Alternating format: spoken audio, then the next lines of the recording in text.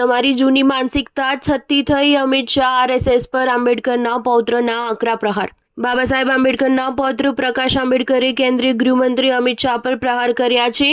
પ્રકાશ આંબેડકરે કહ્યું કે અમિત શાહની બંધારણ નિર્માતા પર ટિપ્પણી તે જૂની માનસિકતા દર્શાવે છે। ગૃહમંત્રીની ટિપ્પણી પર 2 દિવસથી રાજકારણ ગરમાયું છે। વિપક્ષે અમિત શાહના રાજીનામાની પણ માંગ કરી અને માફી માંગવા કહ્યું। જો કે સાંજે અમિત શાહે ભાજપ કાર્યાલયમાં પ્રેસ કોન્ફરન્સ કરી કોંગ્રેસ પર વળતા પ્રહાર કર્યા હતા। આ મામલે વંચિત બહુજન અઘાડીએ પ્રકાશ આંબેડકરને પુણેમાં કહ્યું, ભાજપના અસ્તિત્વમાં આવ્યા પહેલા તેમની પુરોગામી પાર્ટી જનસંઘ અને આરએસએસે બંધારણનો સ્વીકાર કરતા સમયે બાબા સાહેબનો વિરોધ કર્યો હતો। શાહના નિવેદનથી ભાજપની જૂની માનસિકતા છતી થઈ રહી છે। તેઓ પોતાની જૂની યોજનાઓને અમલમાં નથી લાવી શકતા। આ કોંગ્રેસના કારણે નહીં પરંતુ બાબા સાહેબના કારણે અને તેઓ આ જ પ્રકારે નારાજ રહેશે।